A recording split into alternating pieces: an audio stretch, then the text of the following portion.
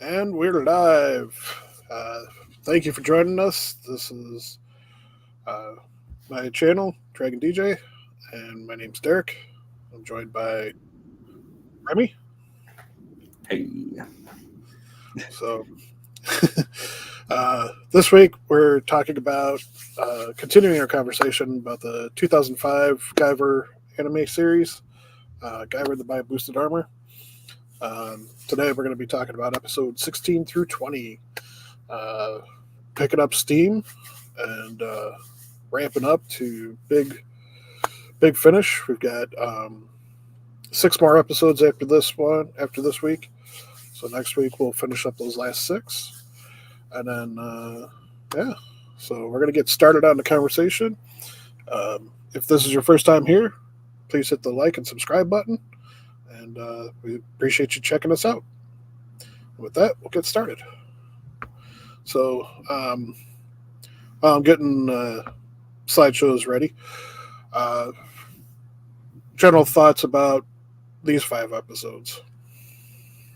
uh, well, you're right about that. It is starting to ramp up. Like I felt it in these couple of episodes. I was just like, oh, finally, now I'm feeling momentum, actual like leading up to something. I'm like, oh, finally, instead of just like, because I'm gonna be honest, this show is kind of meandered a bit when it comes to like the pacing, and I'm like, oh my god, go, come on, Yeah, get to something. But like, no, these like last couple of five episodes, I feel like okay, now we're starting to get somewhere. This is actually getting interesting, and this is like starting to lead up to something I'm looking forward to. So yeah, no, these are I think the yeah, five best. I agree. We definitely got some interesting twists with these episodes. Um, and like I said before, it's been a while since I've watched this, so I couldn't quite remember how all this stuff kind of played out. Um, and so it's been really good going back and rewatching this. Um, all right, so with that, we'll get started on episode 16. Um, as we remember last time, we had Sho and Mizuki walking up to at the bottom of a cliff to see the big crater smoking hole that we see here. So this episode opens up with them at the top looking down. Uh, Geography. yeah.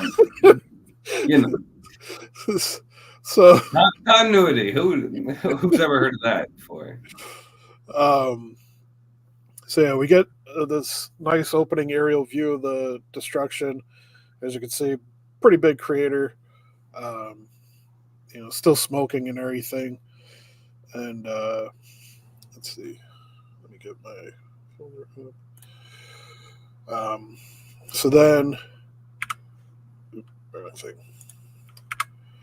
then pretty much immediately we see Gyut not quite as bright as he was when we first saw him in the last episode. He looks a little faded here, um, which I think is representation of him kind of powered down.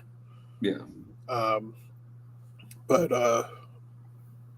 yeah, so we Sho and Mizuki um, show up just in time, basically, to see Gyut transform back into his human form. Um,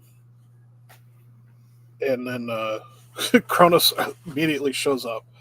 So, um, what was your thoughts at this opening sequence? No, I thought that was a good opener because like after that cliffhanger that we got on episode 15, you're like, well, what's gonna happen now? And then for them to come across Gio in this kind of like disheveled kind of like powered down form was interesting. And talk about good timing, Kronos. Like immediately after he turns back into human, Kronos just shows up. Like I didn't take you guys too long.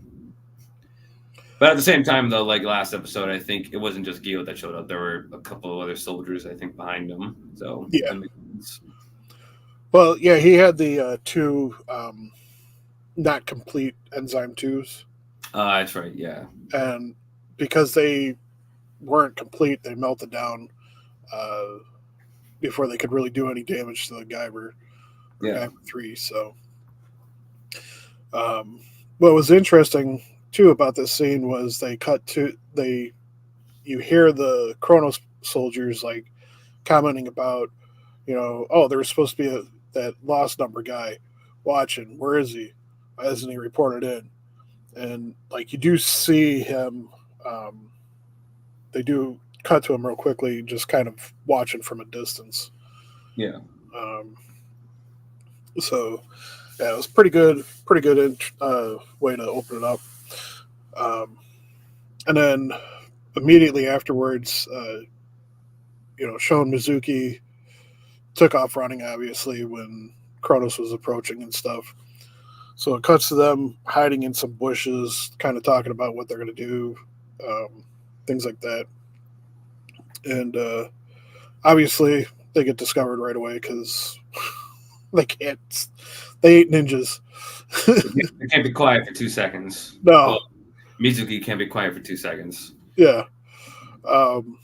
So yeah, they make a noise just as some Chrono soldiers show up, and uh, they obviously transform into their Zoonoid forms. Show is still unable to transform into Guyver and just looks like a goofball standing there screaming Guyver. And then, I want the soldiers to go. Was that supposed to do something? What are you doing? Yeah, and then and it's funny that Kronos, the Zoonoids, are even commenting about that. They're like, "Oh, look, he can't even transform! Ha ha, loser!" Me as a Zoonoid, I just would have been like, "The hell was that? Why are you just screaming into the air? What is wrong with this kid?" Yeah. Oh well, whatever. Die. Could you imagine him doing that in front of like some people who like, don't know who he is and don't know what the expectation is? I think they've done that. I think for a show that had to do with superheroes, and then they call out their name, and they just went, "Is it supposed to do something? What the hell is that?" I don't know where, but I know that's like it's been done somewhere. Nice. Yeah, it was funny though. So after his failure to transform, Guyver 3 shows up and blasts away the Zoonoids, giving them a chance to escape. Yes, Guyver 3. Put it. Yeah. Did I? Yes, I did. Okay. So Guyver 3. Nothing suspicious about that at all. No, totally not. Looks. It's not like we just saw them get taken out, like get absorbed by a beam a few minutes ago. Yeah. So they make it. Showing Mizuki managed to make a break for it thanks to this Guyver 3 stepping in and killing the Zoonoids. It then cuts to Barkus talking to Gyot. Gyot's obviously wrapped up in bandages and things like that. I didn't get a screenshot of that. Just, I don't know. Didn't feel like it. Well, we don't need Yeah. So so Barkus is, it's interesting. Barkus was sitting there kind of chewing him out for going out on his own. And, and then I like how he kind of sticks it to Gyot. He's like, well, by the way, Guyver 3 showed up and saved the day. I know, he's like, what? He like freaks out. He's like, huh? What? What do you mean Guyver 3? I thought I killed him. Yeah. He's like, God, this guy can't die, can he? He's just annoyed at this point. You can almost see veins popping out of his forehead. Yeah, he's like, are you freaking kidding me? So, kind of thinking about that interaction, what were your thoughts when you were seeing this, with regards to the development between Barkus and Gyot? Well, I can already tell. Like, they were kind of like bringing it up in the other couple episodes, but like, I kind of already knew that there was a bit of like tension between Barkus and Gyot. Like, they are working together, but that doesn't mean they like each other. Like, I feel like Barkus can't even like stand Gyot. He's just like, oh my god, this guy, shut up. I can't take it anymore. Like it just kind of seems like that, and it'll be expressed later on in these other episodes that even the other Zoa Lords, they're like annoyed by Guild. They're like this guy again. Like really, insubordination. But yeah, like no, it's interesting because like I do kind of like have a soft spot for that kind of like connection or like relationship between villains where they work together, but they don't like each other like at all. They're just working together for like just to get rid of enemies that they hate even more. So it's just like, it's just funny them having to deal with each other and like yet like they have to, or else like they probably wouldn't be as much of a threat if they were by themselves.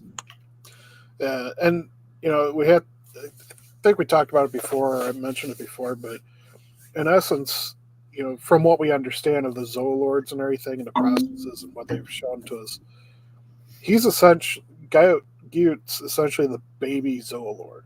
Yeah, he's like the freshest one. Yeah, he's the quote unquote youngest, I guess you could say. Yeah. So, it's pretty interesting that the baby's the upstart out of the group. Yeah. Instead of one of the older ones being like, why am I getting passed over? Why do they need more? Yeah, well, that's typical sibling energy right there. It's always the little one that's like, man, I hate you big brothers. You guys suck. And the other siblings are just annoyed by the younger one. They're like, oh my God. All right, continuing on. So we cut to a cave. We're showing Mitsuki have managed to, make a run for it and everything. They're kind of talking about what happened and everything. And surprisingly, Sho is being observant and kind of, can't remember, he didn't say anything, but I think he thought it. We heard his thoughts that he didn't think something was quite right about Guyver 3 showing up. Yeah, no, he could tell something was off about it. I think it might have been the voice that gave it away, or the fact that Guyver 3 just showed up after that huge explosion. Yeah. It's like, huh. So, I want to say he, because obviously, I mean, looking at the picture, obviously it's the control metal that really gives it away. Or that too. Yeah, that could be it. And I can't remember now if he actually mentioned that or not. I think he did, but I could be wrong. Yeah. So then he's, thinking about how he still can't transform, freaks out. So he actually asks Mizuki to check his back. And so this is her first time seeing the Guyver pods or the marks. Yeah, on his back. Yeah. So, and they're, trying to work it out. What was your thoughts, or kind of going through your head as this whole interaction was going on? Well, it's just it's interesting because this is new for Mizuki because she's never seen this before, like you said. So this is entirely a new image for her. So it's interesting how I don't know, it just kind of seems odd that he would ask her for help on it, and I'm just like, dude, he doesn't know what the hell he's what these even are. How are you just gonna be able to help? But no, it was a good interaction because I feel out of all the characters, I think Sho and Mizuki kind of have the least interaction out of all the characters. He even interacted with his dad more often than he did with her. So it's kind of I guess it was fresh to see them actually connect. It was just them, not them and Tetsuro on the side, or them and Akito on the side as well. So yeah. So after he has her confirmed, she kind of starts freaking out because it's still too weird for her. Yeah, she's like, "Put your shirt back on." And then pretty much immediately after, we get Guyver 3 walking in. Guyver 3. Yeah, and he can't hold it back any longer and reveals himself to be Aptom. So not Adam, but Aptom. Yeah, this is straight naked man. Yeah. Nothing odd about that. People, just a naked guy in front of two 17-year-olds. Yeah. Thank you, Japan. At least they put it in shadow, so we're It's still the same thing, dude. I know. We already know what's happening. We can see what it is, but the show is not showing us because we already know. We're like, oh, yeah. So, But yeah, no, he shows up and he's like, "You killed my two buddies, and we were the runt of the litter, and you killed them. So now I'm pissed, and then I'm gonna kill you because you did that." and not only does he want to tell him that he's going to kill, Show as Guyver, but he wants him to suffer like horrendously. Oh yeah, no, like he literally is like, I think almost about to like tear Mizuki apart before he transforms. Yep, right there. Yeah. So And he stabbed Sho too. That was pretty brutal. He literally stabbed Sho like right through the stomach while he's still in human form. I'm like, good God. yeah. So yeah, he puts him through the ringer. He transforms an enzyme too to torment our good friend Show here. And then sprouts the tentacles, starts tearing into Mitsuki's clothes and everything. And then, like you said, impales Show, before he is able to transform or anything. But that does trigger him, and he is able to manage to finally transform back into the Guyver and leaps right into action, kicking Aptom right out of the cave. So, what kind of things did you think about when he finally did, like, have that revelation on what he wanted to do, and finally retransformed into Guyver 1? Well, it's a classic kind of like scene where the hero's like love interest or somebody they care about is in danger, so that kind of like gives them the edge to like conjure up their power once more and like step in and save the day. So it was kind of like that classic trope of like heroism that we see in other stories. But it was cool because I was like, all right, finally now Show got Guyver 1 back. I'm like, thank God. Yeah. Time. Jeez. Time for the action to kick in again. I'm like, yes. I'm like, action, please. So, but yeah, it was cool to see him do that and be able to get Guyver 1 again, and Guyver 1 again went into action and started taking on Atom, and then they both like leave the cave and whatnot, and then during a cool fight scene. So yeah, no, it was cool. And what was really interesting was during this whole fight between the two of them, Aptom kept changing into different. That was interesting because I was like, at first when he turns out enzyme, I'm like, wait a second, I thought enzymes couldn't talk because like we've seen the other enzymes and they never spoke like at all. They just kind of grunted or roared, and I was like, that's odd. And then he transforms into that, and I'm like, wait a second, how can he do that? So like it was interesting the fact that he has this power where he can literally transform between different zoonoids. I was like, oh, okay, that's cool. I like that idea. Yeah, and then after multiple transformations, he kind of finishes up on this form, which I call the Chimera Zoonoid, because he's got like the torso of Enzyme, and he's got Gregor's body, he's got somebody else's like laser pods on his shoulders, and all sorts of other craziness. And it seems like he shoots that acid that we saw in another episode too, where it's like kind of like sticks to Guyver 1's suit, and it says like his arms are like useless at this point. But it was a bit of an acid, and he was trying to shoot it at the chest plate to lock that up. Yeah. And then, but Guyver brought his arms up to block it, and which he's like, "Ha ha, you fool! You did this." So and it shows us like, ha, that's where you're wrong, buddy. And he just says like, I think he just puts out a command for his chest to open, and it actually opens, I think, on one side or both. No, is it both? No. So what happened is Aptom opens up the shoulder pods to blast Guyver, and two other zoonoids show up. Oh, that's right.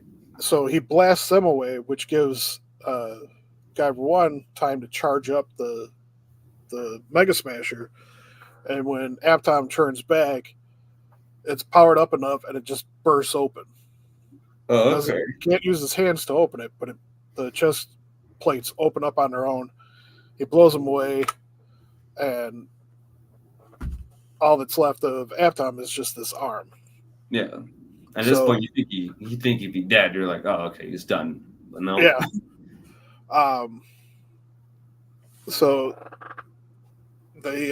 so he, he thinks he's done with everything, so he runs back or takes off, um, and then let's see, I'm just double checking my notes. Yeah. So yeah, after he takes off, we see this white goo start coming out of the arm, Hmm.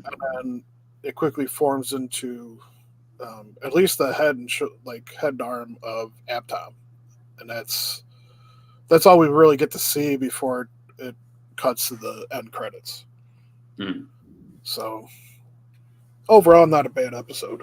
Yeah, no, not bad. Had some cool parts in it. It's good to finally get Guyver one back. Yeah. So yeah. So then we go into episode 17 with an opening with Mitsuki still being in the cave, and first of many times where she's just like getting down on herself, contemplating everything, Yep. and it's Never. fun. Yep. Never seen that before with Mizuki in this series. Yep. No, it's totally no. Not like it's And, getting old at all. uh, and what's funny is like uh, since I've been watching these videos on YouTube, uh, every once in a while I'll think to look in the comments just to see what people are saying. And No, I do the same thing too. almost all the time, Like, oh there's my yeah, every like, comment is like every video has comments just nonstop like beating down on Mizuki. Like, God, I hate this character. Like, God, like cut up. Like, I hate her. I'm like, wow, everybody. I mean, there are some of them. There are people that reply back like, "Come on, man, she's a 16-year-old, 17-year-old that like just had her whole world shattered. Like, would And they you be reply any back by saying, different?" I don't care. Like, I So, don't. so yeah, it's pretty funny. Um, so after we get to hear her inner monologue and everything for a little bit, it cuts to the four remaining hyperzonoids inspecting the battleground, seeing the blast marks, and uh, just talking about, well, this one's obviously the Mega Smasher. This one's like this kind of like reminiscent of this kind of blast, and so they're kind of confused about who the Guyver was fighting. Yeah, Nobody, they're like, this is odd. Like it um, looks like it was like a bunch of different like Zonoids that showed up, but it doesn't even seem like that. yeah. Um, so as they're kind of looking around, inspecting everything, all of a sudden, um, this guy who is called Elegant, Elegant. Okay, the the eel looking eel, guy. yeah, Yeah. he gets wrapped up by an arm that's like Mr. Fantastic's Hmm. and pulled into the bushes. They tell him to use his electric attack, which starts his fire, and then it reveals that Aptom's attached to him. Yep. That is like absorbing them or something like that. Yeah. So, yeah, it goes from this. It starts out, and it kind of insinuates that he's not like he doesn't have his whole body or whatever. And so he starts talking with the hyperzonoids, and Barkus is like projecting himself, talking to all of them as well. And during this whole conversation, Elegant goes from looking like this to basically a twig. This was the end result of like the absorption process. Yeah. Um, so, uh, so Barkus tells the remaining three hyperzonoids to attack and destroy Aptom, and he manages to break free. Obviously, so like, what were kind of your thoughts through this whole interaction? No, I thought it was. I actually thought it was kind of like a creepy scene, just like the fact that these Zonoids, these like monsters, are like absolutely terrified of like what's happening to their ally. Just Yeah, getting bored by this one guy. It literally made me think of The Thing, John Carpenter's version.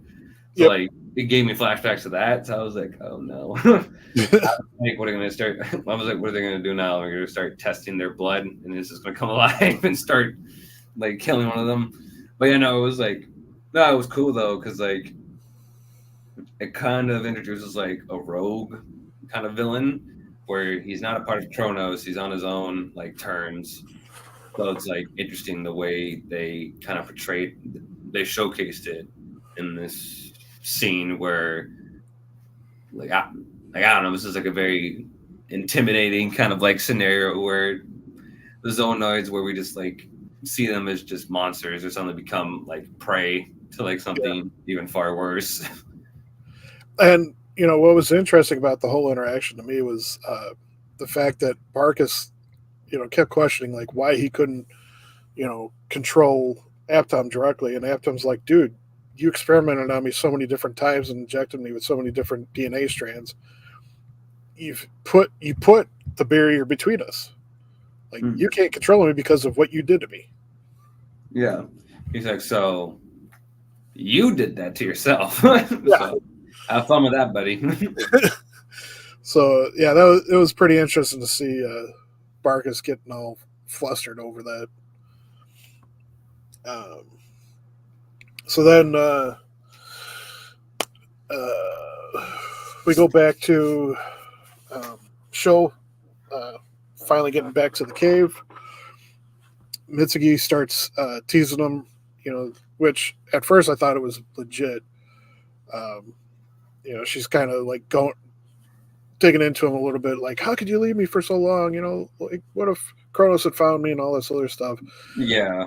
And then you know that she's being legitimate, like, yeah, woman, shut up. You're fine. Would you want him to fight the freaking? We want him to fight Atom in the cave with you? We want to be part of collateral damage? Like, shush. You are fine. Kronos doesn't even know where you are in the cave right now. All right, give him a break. So, yeah, and then so yeah, they surprisingly though, we do get kind of a tender moment. She actually runs up to him, gives him a hug, and kind of thanks him for everything. So, and then pretty much after that, he shows like, yeah, we need to go find ourselves a nearby town and hide amongst the people. And that was pretty much the end of that episode. Yep. So, not as much action, but we do have some terror in this one, so still pretty good. Wait, is it? Episode 17. Wait, I thought episode 17 has that scene where the town turns into a bunch of those things. Oh, wait, yep. Never mind. Okay. I was misreading my notes. Okay. I thought yeah, sorry. I was like, episode 17 was a lot longer than that. I'm like, what are you talking about? Yeah. No, you're right. I goofed up. No, so yeah. So they go to they find a town. Yeah. And so Show oh yeah, that's right. They slept in the cave, got up the next morning, kind of played around in the water and stuff. And then that was when they decided to go to the town. Mm-hmm. And Show had given Mitsuki his overshirt and kept his tank top on, since her clothes were torn up. Mm-hmm. So they go into town, they're walking around, and immediately we get to hear Kronos reporting to Barkus, hey, they're here. Yeah. It was like, cool, send a Zoonoid after them and go get them. And and it's funny because the 3 remaining Hyper Zoonoids are like, let us go and capture them. And Barkus is like, nah, this is under control. Yeah. So, like, it's kind of not, though. yeah. So, yeah, and what's interesting is, like, Barkus tells him, I don't care if you even transform. And they're like, but sir, there's, like, citizens, are you sure? There's like, don't screw this up. Transform if you absolutely have to. Just get that Guyver. And so 2 of them quickly approach Show. He starts running. The Zonoids transform right in the middle of the town, broad daylight, attack Show, knock him down and everything, causing him to transform. And rather than, I mean, sorry, he does fight a little bit, but mostly just tries to get Mitsuki away from there. Yeah. Um, so during all this, what was kind of going through your head? Well, it was interesting because, like, you think to yourself, like, okay, why does Bargus not really care that they transform into Zonoids in front of all these people? So it kind of like foreshadows like what's about to happen. So it's just like, oh, like, oh no, that probably means something, doesn't it? That he doesn't care that they transform into Zonoids, because that must mean something is afoot, something much more sinister is at play. Yeah. And yeah, that is right, because like, I think after he takes on, I think the two of them, I think after he manages to kill, I think both of the Zonoids are after them, suddenly like random people around town just start turning the Zonoids, and you're like, what the hell? Yeah. Like, oh no. Yeah. First one's like inside of a shop, Yeah. transforms, and then it just starts the whole chain reaction. Yep. And then like I think the last one is like pardon the cat. And then the last one is this little girl's like dad or something like that turns into a Zonoid. Yeah.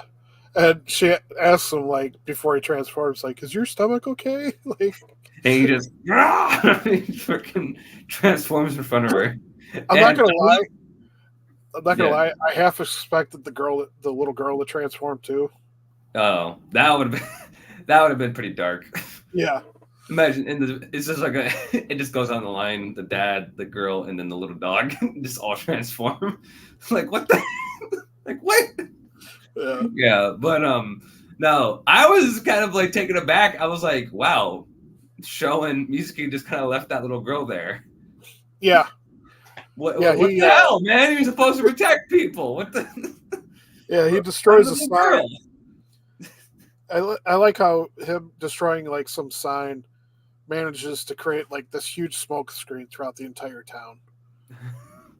It pulls down some power lines and stuff, and enough cloud, and tries to flee.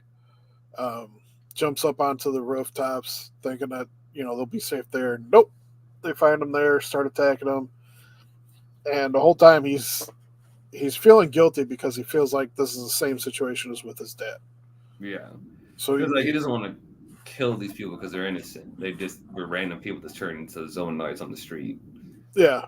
Even though I'm like, okay, but at the same time, like, you don't really hesitate to kill the soldiers that turn the Zonoids, and those soldiers are still kind of human. So I'm just like, but in his mind, they did it.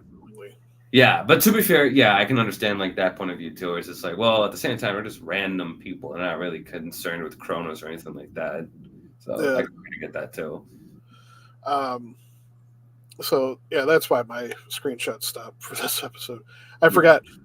For some reason, I have issues where if I try to do a screenshot of something that takes place during the daytime, it gets washed out. Oh, okay. Well, yeah. No, I can see that. Some of that. So. Okay. Just use your imagination, folks. Yeah. use your brain to come up with these things we're describing. Watch the series. Or watch the series. Yeah, that works too. It's on YouTube. So they're running through the town and everything, get to kind of like this hilltop area, and they're underneath like a kind of a pylon, one of those like electric towers. Yeah, something like that. And he starts talking about feeling like he's, they finally made the escape. And then their big ring of dust bursts up all around them, and they're completely surrounded by Zonoids. And he's freaking out because he's like, I need to kill him to like protect us, but I don't want to kill them because they're innocent people. Yeah. And then, long and behold, Guyver 3 shows up. He's like, hey, you know what? Don't worry, man. I got you. He just starts killing them left and right, and he just freaking obliterates. He like opens up his chest, annihilates all of them. Yep. Get rid of them, all of them. And I kind of love that interaction between them, where Sho and Mitsuki are both like, "Oh my god, how could you? You killed a bunch of those innocent people." And he's like, "What did you want me to do? I granted them mercy. That was a living hell for those people. And what were you gonna do, huh? Just stand there and let Mitsuki get taken by them? Just like show them like you guys are gonna get killed. I saved you." So like, there's nothing. There's nothing we could do to help these people. Like, there's no way to turn people back into regular humans after they turn to Zoanoid. So he's just like, I did what had to be done. All right? Call me a villain. I don't care. Let's go. Everybody's alive. We're leaving. Just leaves. And at that point, I'm just like, you know what? I can't argue with him because I'm like, yeah, it sucks. They're just a bunch of innocent people. Like, I understand that. But at the same time, like, in this situation, I'm like, it's either you or them. And I'm like, you have to take them out, or because they'll just kill you. They're gonna kill Mizuki, and they'll kill you. So like, you have a choice. You don't really have a choice in this scenario. You have to kind of like take the You have to take the option of just full on murder. So this is where the episode ends. After this is the end episode. Agito mentions that everybody's waiting for them at Relic's Point. Yeah, out of all places. Yeah, it's odd too because he's like, yeah, but Relic's Point, you wouldn't believe it. Like, what? Yeah. So then episode 18 opens up with Agito and Sho in disguise again in the Kronos uniforms, pushing a cart with a big box in it. Yes. And turns out Mizuki's in the box, and they're going through multiple elevators. Sho's like, why are we doing this? Like, why can't we just go straight down to wherever we have to go? And Akito's like, do you want them to find us right away? Like, we're not going to get through certain checkpoints if we go the main way. I wish he said like, idiot. Do you understand that we'll be caught? So as they're traveling and stuff, it cuts to showing Mitsuki in the box. After Agito yells at Sho for trying to talk to her. Yeah, he's like, will you stop talking to the box? You're gonna look weird. You're gonna get us caught. So then Mitsuki has a flashback of how they get there. And so Agito leads them to this like shrine, and there's a kind of like a well. Yeah. It kind of like leads down, I think, to like somewhere in the Kronos base. Yeah. So tunnel system in the Kronos base. They go down in there, start making, and then it shows them like getting into their costumes and everything, and cuts back to them walking up to a checkpoint. And this was a pretty interesting interaction. So Agito's kind of, leading the charge, talking to the guy at the desk. Another guy walks up behind Sho and is like, hey, you're a small fry. What kind of Zoanoid are you? Are you Gregor or this other kind? Yeah. And he's like, well, I'm the other one. He's like, what? He's like, man, that's some bull. How come you got that? Well, I got this other garbage one. It's like two kids like comparing like a card deck they have of like Pokemon. Yeah. It's like, I got Pikachu, I got Charizard. What? So it's kind of just like comparing it. It's just like, what do you mean you got that? It doesn't make any sense. And so the guy that's freaking out about, not being the cool Zoanoid, is like gets dangerously close to opening up the box, and then the guy at the desk receives a phone call and is like, okay, you guys could go. And so which once again the guy is like freaking out, yelling at the camera like, what the hell, man? Yeah, I'm gonna come down here. You got a problem with me to come down here and take it out, huh? He's like yelling at them. So they managed to get on the elevator, start going down. After a little while, a voice comes over the speaker in there and says, yeah, you guys are safe. You can, the girl can get out of the box and everything.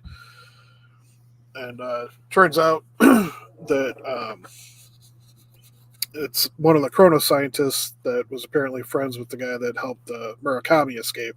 Yeah, that was that they called him like sympathizers to that doctor's ideals. Yeah, So they were like so they were basically allies to that doctor, and it's the same. And we're talking about the doctor who helped the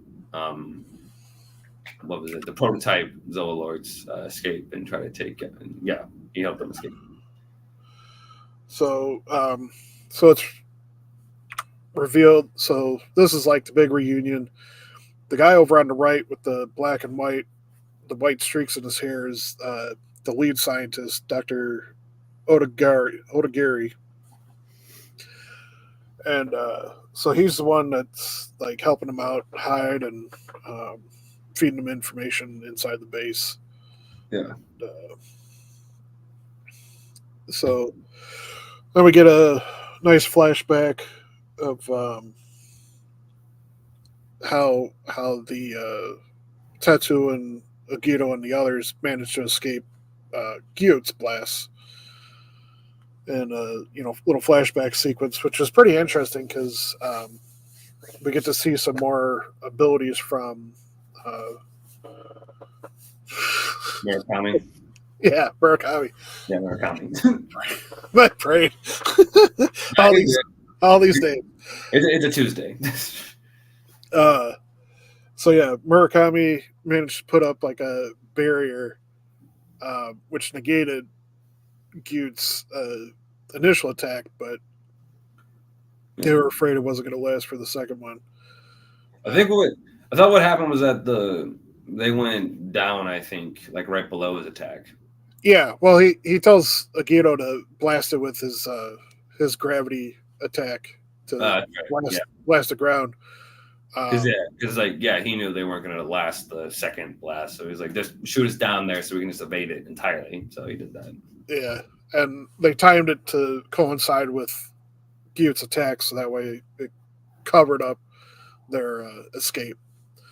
But what was interesting is they like go all the way down this this chute. They land in an area, and then they're kind of like freaking out, like, "Uh-oh, where do we go now?" And they realize that Murakami's just unconscious. Yeah, he's shut down completely. He's just standing there. It's like, Murakami, you good, bud? And he's just, his eyes aren't even glowing or anything like that. He's just like all still. He's like this. And they're like, what do we do? Because like water just starts like coming out of nowhere. And they're like, great. But then Agito's like, hang on, I think there's a well right next to us. So he shoots right next to them, and they manage to find that like well, and that's when well, no, it was the transportation tunnel that they used to escape. Yeah. Well, he said he thought it was a well, but then like it was like or some tunnel or something like that, and then it was the chute that they escaped in a couple episodes back. Yeah. So. Yeah. So yeah, that was pretty cool. So it was nice to see how they, got out of there. It would have been funny if they just went, "Yeah, no, we survived." There's no explanation. Like how though? So they reveal after that, they do reveal that Murakami's in a chamber, which the checkpoint guys did mention about a tank being brought down there. So he's recovering. It looks like his arm had grown back because that had gotten blasted off before. And then we get a little scene of Sho and Tetsuo just kind of talking about how Sho saved Mitsugi and everything. And then Tetsuo puts his hand on Sho's hand just as Mitsugi walks in, catches him, and starts teasing him about having a tender moment with each other. Yeah, and he's like, "Oh, did I interrupt something?" Like, what the fuck? Tetsuo gets all mad. He's like, "What the? No!" It was a manly hold. So then we cut back to like a bedroom, and I think Sho was taking a shower, And Yeah. while they're waiting for him to get out, Mitsuki tells Tetsuo that she's afraid of Agito now. Yeah, because after what he did to the town with all the Zoonoids. Yeah, and I think Agito's girl, and I'm drawing a blank on her name right now. Shizuki? Yeah, something like that. She overhears it Yeah. and walks away. So, um, so then everybody starts freaking out because they see Gyut on the monitors coming down to kind of their area. And he's, as he starts walking past this big dome looking thing, all of a sudden vibrations start going off. They start feeling everything shaking. He pretty much stops in his tracks. Yeah, his eyes are glowing, and like his forehead has the big like red kind of like emerald beam or whatever. The forehead crest that we see when he like turns into a Zoilord, like it kind of like pops out of his skin, and we see him kind of like reacting to it. Yeah, and I think even Doctor what's his name? Barkus. Yeah, Barkus. He's kind of reacting to it too. He's like, what is that? They're all kind of like they're all kind of like taken aback by it. So yeah, he's freaking out because he can't move, and yeah, like you said, his Zolord crystals like just kind of hovering in front of his forehead. Yeah. So it almost looks like he's going to be forced to transform. And then back in the lab area, they start having like technical issues, and the doors to Murakami's chamber open up slightly, and so they're freaking out because they're like, we don't want him to be sensed or anything like that. Mm-hmm. And it turns out that the dome is the very top of the spaceship that was left behind, which they keep referring to as the relic, which is what the whole point of that relic point is. So after everybody feels the vibrations and everything and stuff, the vibrations stop. Gyut, calms down, and then pretty much it cuts to the Murakami's chamber, and he's back into his human form. Yeah, he reverts back afterwards. So, and that's pretty much the end of that episode. Yeah, I think that's where the episode ends too. His fades to black. Yeah. So then we open up with episode 19. See, I told you. God, it's bright. Yeah, good job. You didn't do the daytime. Yeah, you're good. Yeah. So we cut to Murakami waking up in bed.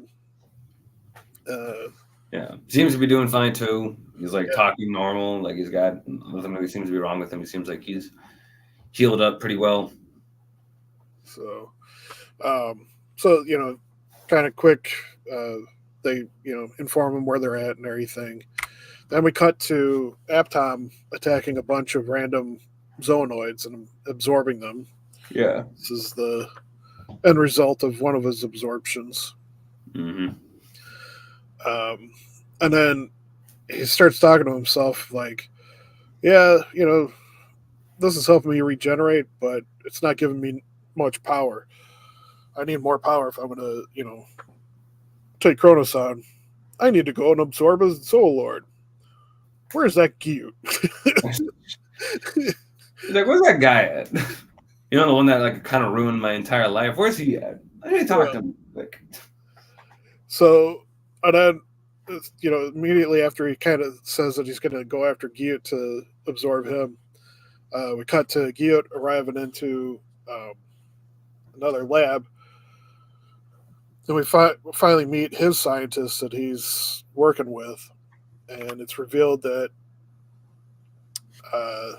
they've been trying to work on activating and awakening this device, which is called the Guyver remover, or just a remover. Yeah, it literally just takes off the Guyver suit off somebody. Yeah. So, and then a lot of quick cuts in this at the start of this one. So just as he gets done kind of doing his maniacal laugh about like I'm gonna rule, cut to the Zolord Council Yep. discussing Gyut and how they need to go and punish him for being an upstart. Um, and then they refer to what's his name? I got it written down. Where'd it go? I think it started with an A or something. Yeah, Arkenfell. Yeah, Arkansas. So they mentioned that like they don't know where he's at, and Well, and then like one of them also mentions like, well, he only really shows up if it's like absolutely necessary, like if it even deems his like curiosity or like his presence. yeah. So and we do get a nice kind of quick view of each of the Zolords, and it's pretty interesting to see like kind of the different styles and stuff, and how some of them almost look like they're partially transformed too. Yeah. Um, so, uh, but yeah, they basically confirm that they're gonna take out Gyut because he's becoming a pest based on what Barkus informed them of. Um, so then cuts to uh, cuts to Murakami talking with the scientist, and like he's been having his blood drawn and they've been running tests on him and everything. And the lead scientist, Odagari, basically it says, hey, you got about 6 months left to live if you don't exert yourself. Mm-hmm. And he's like, well, it's a miracle I lived this long. Thanks to that other scientist guy that helped me escape and everything like that. Yeah. So, and he does ask like, how many more transformations do I have? I mean, basically finds out he can only transform one more time, and that's pretty much going to be the end of it. Mm-hmm. And of course, Mizuki like overhears all this too. Yeah. So she gets brought in. They talk it over, and he basically guilts her into keeping a secret from everybody else because he doesn't want Sho to like lose hope because of him. So let me see here. Yeah. So this was their conversation. So after this, she starts helping out more, offers to start feeding him and everything like that. Yeah. But she, through all the like little cutscenes of all that, he at one point thanks her for. She's like, because of you, I'm recovering much faster.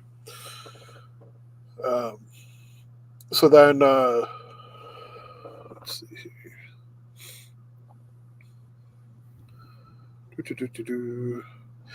So, so yeah, we go have a bunch of back and forth. We do have a quick flash of Gyut's scientists laughing because he figured out how to activate and awaken the remover. Then we cut to an open field, and Arkenfell shows up. And yeah. It's interesting because he just materializes out of nowhere in a bunch of Zonoids in their human form, and then he kills them because they saw him. Oh yeah, no, the way he kills them too, I was kind of taken aback. I was like, oh, that's kind of gruesome. I'm like, oh. Yeah, he like literally like twists their entire body like pretzels and then just like drops them. I'm like, oh God. But he doesn't do it by hand. He does it telekinetically. No, yeah, exactly. Like he doesn't do anything. He just like literally stands there and just goes, "No, you saw me. Can't have that." Oh, you're from the Japan district, huh? Okay. Just kills them. I'm like, oh. So, and Aptom is nearby watching this. Yeah, and then all of a sudden he's just like, "Oh, I missed one." He literally turns around and he sees Atom, and Atom's like, "Oh, wait, can he see me?" And then he like. There's like this like portal, not like a portal. There's like this force field thing or something like that that disintegrates the ground around it. Yeah, and he does that right at Atom's location, but Atom like moves out of the way just in time. Yeah. It kind of reminds me of one of the gravity attacks that you usually find in like Final Fantasy games. Yeah. Usually, it looks similar to how those are, but yeah. So Aptom gets out of the way of the first attack, and then he's like, "This guy's really powerful. I'm going to absorb him." And then, nope. Yeah, it doesn't go too well. Yeah. He just freaking like he puts his hand out and he's just doing a bunch of like magic something like bringing up power, shoots a beam, gone. Atom is just taken out like that. I was like, oh, Yeah. all right. Now, I at first thought Atom was just dead. I was like, oh, okay, well, Atom's gone. yeah, we just see like a limb and part of his face laying on the ground. Yeah. So then it cuts back to the group, the resistance group, talking about their plans, and so we do get a kind of a rehash about the creator ships. It was discussed before in one of the previous episodes, but they kind of talk about it again about the being spacefaring and all this other stuff. So they decide that to take out the base, they're going to activate the ship and Yeah, they're gonna have to make the relic and make it basically explode out of the base and destroy it. So, and then of course, Mitsuki starts having a freak out again, goes running off. Shizuki goes after her to, try and calm her down.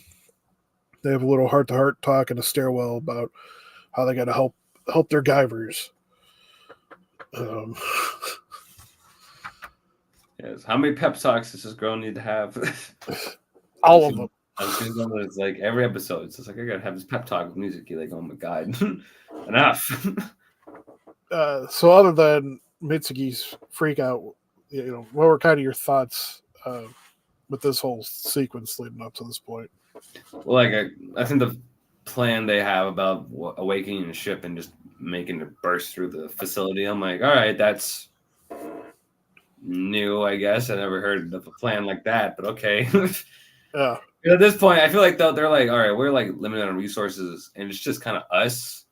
So like, we just need to do whatever we can to just take out Kronos, and like, if that's our best option, then might as well just take advantage of it. So I'm like, all right. Yeah. Excuse me.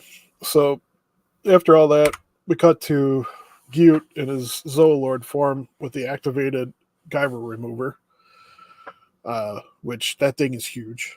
Yeah, no, it's massive. Yeah. So, and then let's see. So we have that little flash. Then we cut to Aptom still alive and kicking. Yeah, I had a feeling. I'm like, as soon as you saw his like severed arm and half of his face, I'm like, oh, he's gonna be able to regenerate from that. Yeah, well, he's like one of those villains where you just gotta like take out. You just gotta like get rid of like everything, and he can't regenerate from that. Kind of like Deadpool. Yeah, that or like Cell. Yeah, perfect Cell. What's interesting is this isn't his body reforming.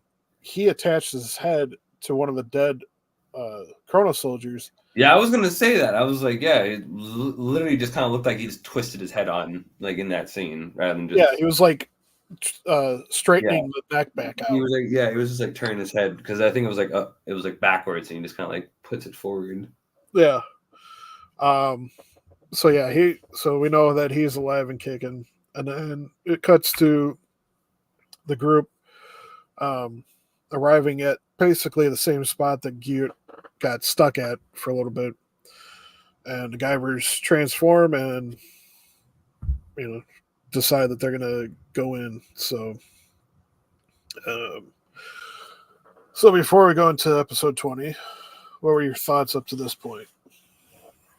At this point, I was like, all right, this is going to be interesting. I don't know how they're going to be able to make the ship work, but okay. This will be new. This will be Like, I'm looking forward to this. But I think what caught my attention the most was what's the character's name again? Axel. What is his name? Aptom? The Zolord that just showed up Oh, again. Arkenfell? Yeah, Arkenfell. Arkenfell, I was like, ooh, okay. Like, this is a new villain. I really like his design, actually. I love the like slanted, the pupil, his like eyes. I think the most like interesting part because like they stand out so much from the other characters' like eyes in this show. It's like I'm like, oh, okay, and like what he displayed, like in that scene with just like slaughtering all of the friggin' Zoa soldiers and taking out Atom like that. So I was like, okay, this guy's a legitimate threat. All right, cool. Good to know. Yeah, but yeah. And then I think before the episode ends too, Gio, I think, is walking back or he's walking to get the remover or something like that. And then what's the guy's name again? I can't forget. Arkenfell? Yeah, Arkenfell. My bad. I don't know why I keep forgetting his name. Arkenfell shows up, and Gyo's like, "Oh, this is not good. Why do I feel such immense power coming off of him right now?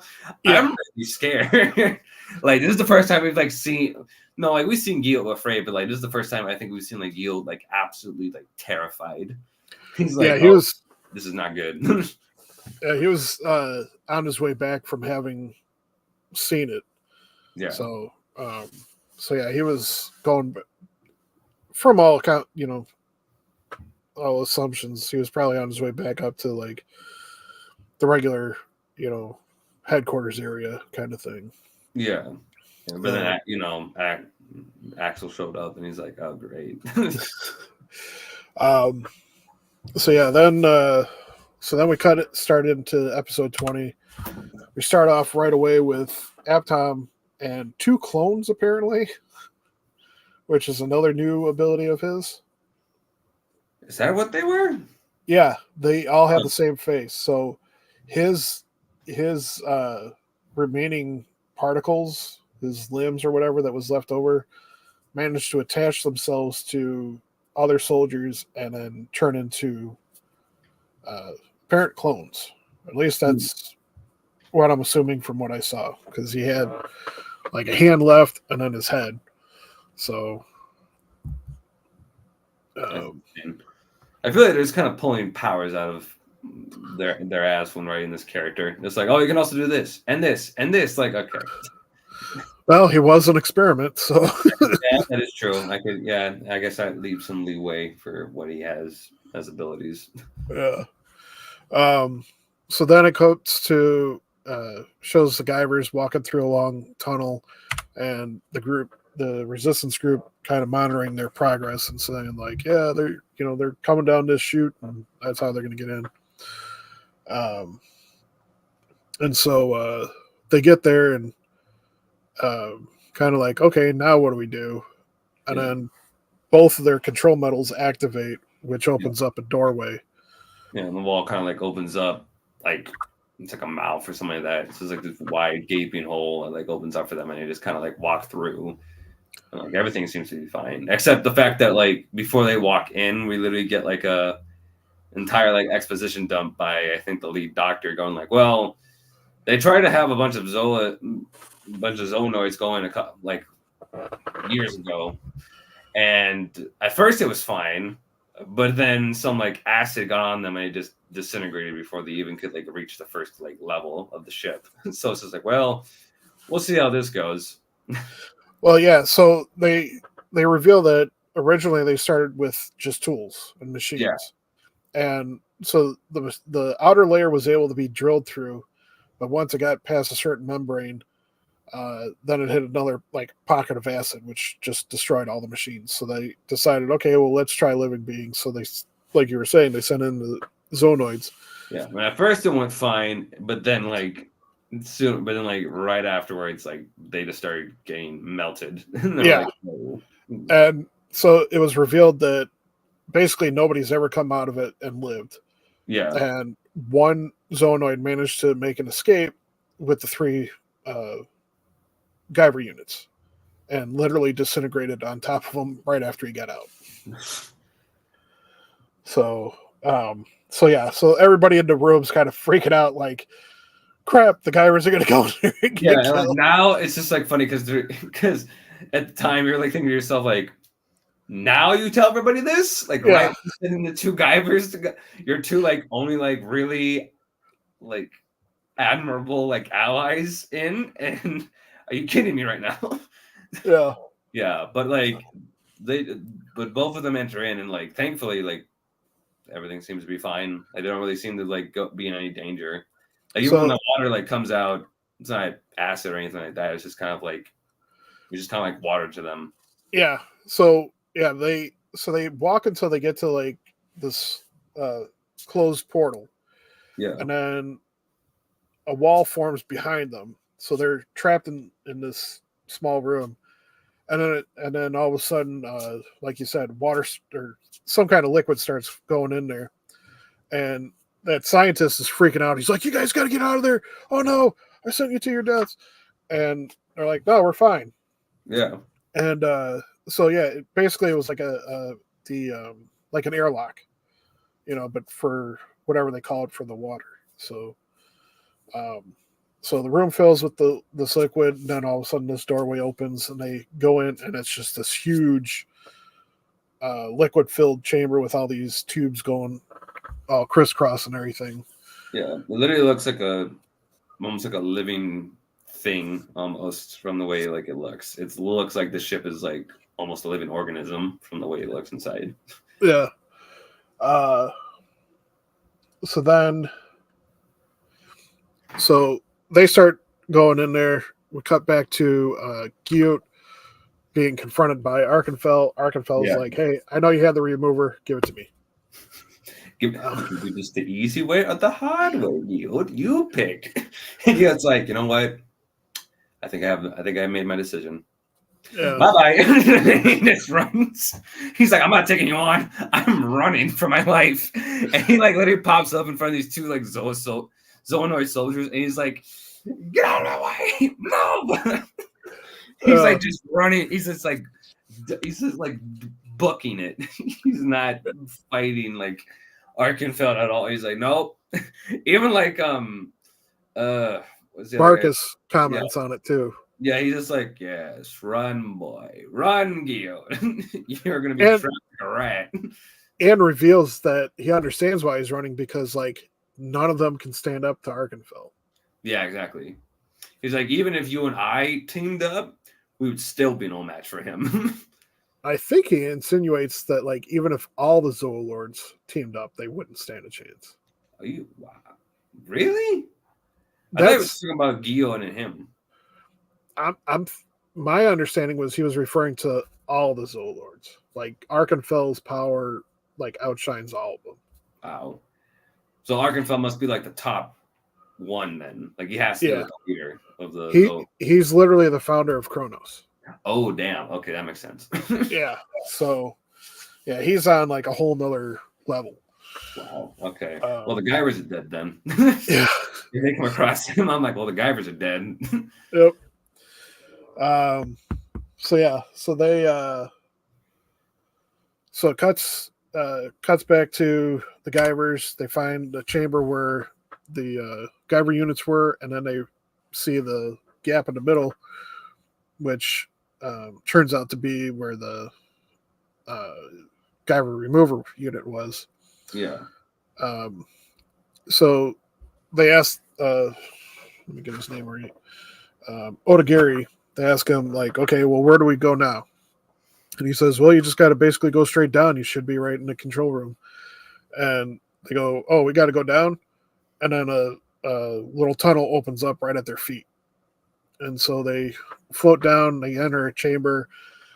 They see a giant control medal in the center of the room. They see another one in the ceiling. And then both of their control medals activate, which activates the control medals in the floor and ceiling. Get a nice big blue beam coming down from both of them. Meets in the center, creates a big energy ball. Starts pulling them both. Yeah, it starts levitating them, and fortunately, Makishima, Wait, not Makishima. Makishima, right? Agito Or Magito? Yeah, Magito. Okay, yeah. or I Guyver got 3. no, yeah, no, Makishima is last name, I think. Uh, Yeah, no, yeah, Makishima though he thankfully he's able to stop himself from getting pulled into the beam, but Shell is not so lucky, so he yeah, like trapped in the beam basically, and like you literally see like his control like sphere like start to get pulled out, and you're thinking to yourself, oh god, is it like about to get like yanked out and he's literally about to die? But it just kind of like stops like midway through or something like that, and yeah, then they're like, okay, wait, everybody like the main doctor, he's like, hang on, wait, I think this might be something good, I think we might be okay. yeah. So yeah, basically it's like they pulled out an antenna. Yeah, Essentially. basically. Yeah, they weren't Yeah. like literally gonna pull it out. It was because it looked very different from like what you would see if like a Zoonoid pulled it out, where it was like all still fleshy and like it looks like it was just yanked out. This one looks like it was like more controlled and just like Yeah. boop, like kind of pull it out just a tiny bit. So, so then I did try to get some screenshots of some of this stuff, but it wasn't working. Mm. So Sho wakes up inside his mind, and basically he's making a connection with the ship, and he starts getting this like whole history flash before his eyes, and he's basically seeing kind of confirming everything that they were hypothesizing Yeah, before about the but the planet being an experiment basically just for the creators to form some bioweapon. yeah. And then what's interesting is we get to see Guyver Zero again, Yep. and we get to find out exactly how the remover works. Yeah, literally just And takes it off. so the way that the remover works is it basically hits the Guyver with an energy beam, and it deactivates the whole unit and causes it to transform back into that pod thing that we Yeah, that we saw at the saw. very beginning. Yeah, at the beginning of the season. Um, so so after all this information dump and everything, kind of cuts back to the group, and they're like, the ship is starting to vibrate and everything like that. Yeah, like the entire Um, facility is like shaking like yeah. violently. And huge scientist comes out and he's like, "What the heck is going on?" Yeah, he's like freaking out too. He's like, "Oh my god!" And so we see some cracks forming in the foundation and everything, and so Akito's like talking with Otagiri. They're like, "Well, what do we do? What do we do? What do we do?" And then Sho basically confirms that he can hear them, and so Otagiri's like, "Hey, why don't you see if you can get the ship to calm down so the vibrations stop?" And he manages to do it and realizes that he has like full control over it, over the ship. Mm, And that's pretty much where the episode ends. yeah. So,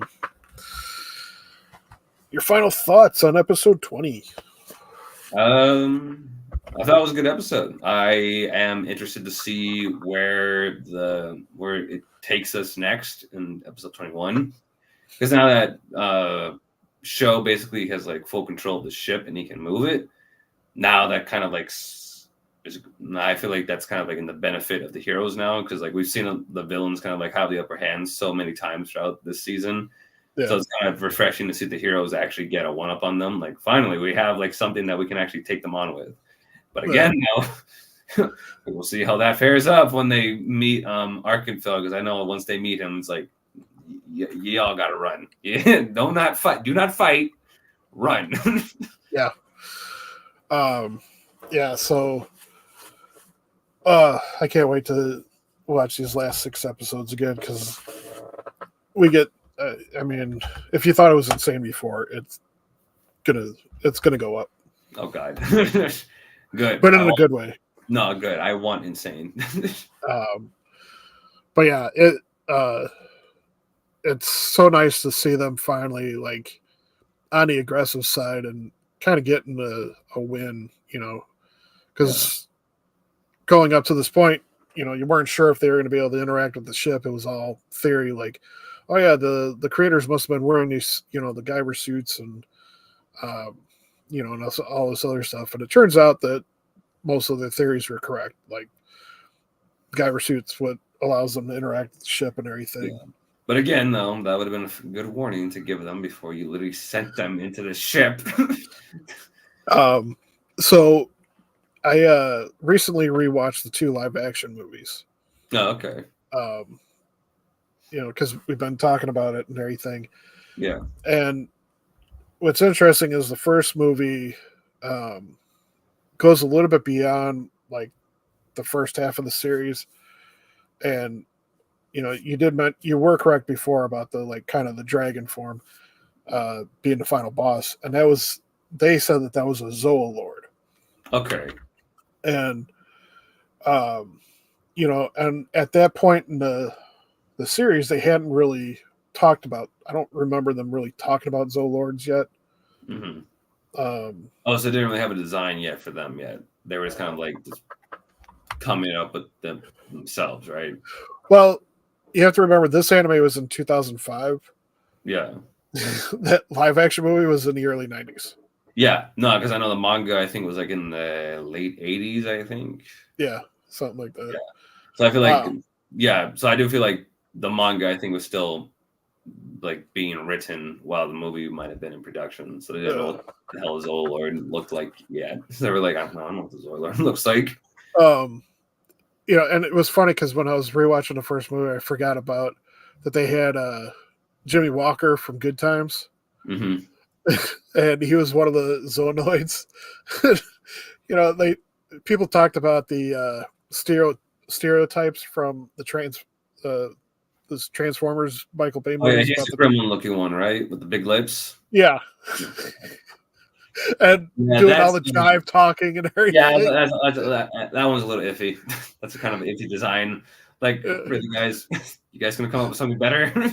Yeah. One black character, you make him look like that. Are you serious? And and the movie's like dynamite. I'm like, shut up, stop. Yeah. Making Michael Bay look subtle. No. So it was pretty interesting to see them, explore that much in the first movie, and then the second movie kind of ties in with what we're seeing now in episode 20, where you get the Guyver interacting with the ship. Mm. And in the live action movie, like he gets that kind of download again, like how Show does, with all the information when he goes into the inner chamber and stuff. And so in the second live action movie, they have the basically they have their version of the Fisker guy, the inspector that activated Guyver 2. Okay. So, but in the live action movie, he's a Zoonoid. Mm-hmm. And but he just takes up the appearance of Guyver 2. Well, no. So when they finally go into the ship, they find a second unit, and he takes it, and then decides kind of like they kind of merge him with Guyver, because he kind of talks about wanting to like break free of Kronos or whatever and kind of take over. And he's constantly reporting to somebody that's in like a base kind of similar to like Relic Point. But he activates the second Guyver unit. And then at the end of the movie, he transforms into a Zoonoid form. He's fighting with Guyver. And then after much back and forth, then he activates the Guyver unit. So he's a Guyver Zoonoid. Oh, okay. Like a hybrid, basically, too. Yeah. But what's interesting is in the movie, there's a split in the control metal. Oh, like basically kind of like in the anime then. Yeah. And what's cool is they have them constantly twitching. Oh, okay. So, like you already know something's wrong and stuff. Yeah. And it's a pretty crazy fight, but obviously Guyver, manages to finally hit the control metal, destroying them and everything. And blasts him away with his Mega Smasher, and then he goes in and controls the ship and sends it out into space because he's like, this is too dangerous for anybody to have. Mm-hmm.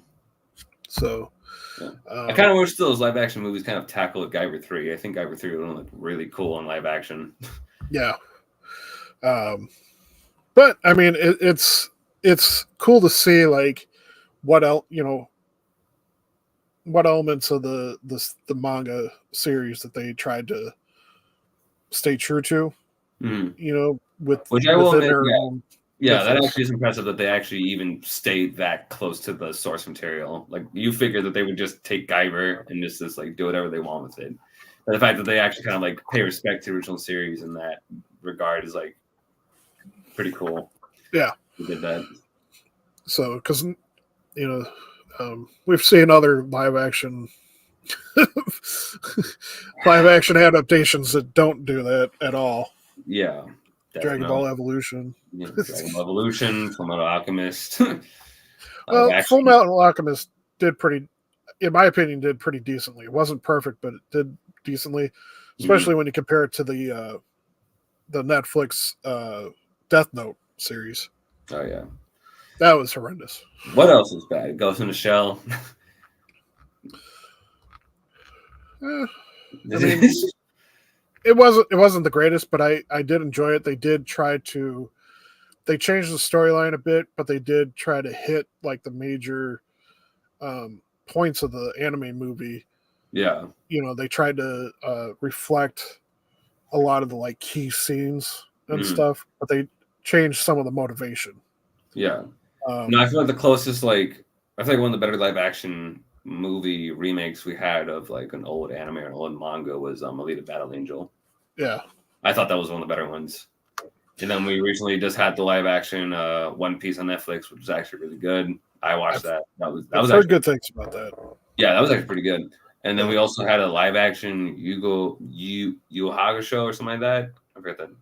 Oh yeah, I heard about that one. Yeah, that one was pretty decent. I didn't watch it myself, but I heard some pretty decent things about it. I'm like, okay, good. It seems like we're getting a better handle on live action anime adaptations. Something good. Yeah.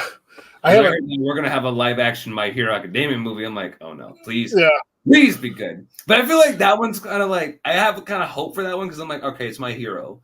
The story isn't really that complicated at the beginning. I'm like, if you just update season 1 into a movie, we'll be okay. If you do anything beyond that, we'll be screwed. But I will say, if you want to see a good interpretation, not a perfect one, but a really good interpretation of Death Note, there is a Japanese adaptation. It's turned into 3 movies. They did change the storyline a bit. And it's also live action too, right? Yeah, it's live action. It's I've heard those too. It's essentially 2 movies, and then there's a third follow-up that kind of wraps up how they ended the second one, because they, like I said, they changed a bit of the storyline.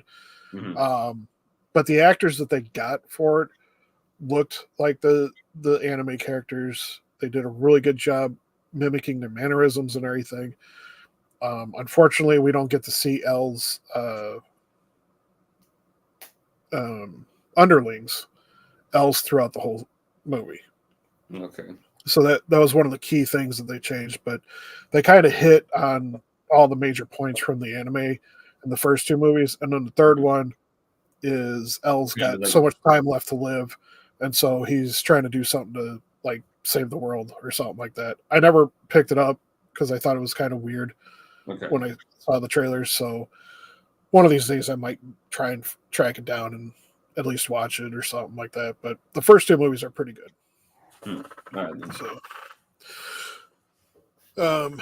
So that was episodes 16 through 20. Next week we'll finish up the Guyver series with episodes 21 through 26. Yes. And then the week after that, we're going to start reviewing the anime series Go Danner. And we'll do the first 5 episodes of that. It's another 26 episode series. And this one's going to be a lot more fun, much more campy. And for those of you out there that enjoy fan service in your anime, this is Go Danner's a series to watch. You didn't see that. Let me show that hand. So if you've watched to this point, we appreciate you checking out the video. Again, if this is your first time here, please hit the like and subscribe button. Hit the Feel free to notification bell. I always forget that. Yes, please hit Come the We're gonna get it next week. I'll just leave that for you. Okay, fine. Hit the notification bell so you get notified when we're going to go live. And then feel free to leave some comments, start a conversation, and be happy to reply back. And until next time, have fun. We'll see you later. Bye-bye. And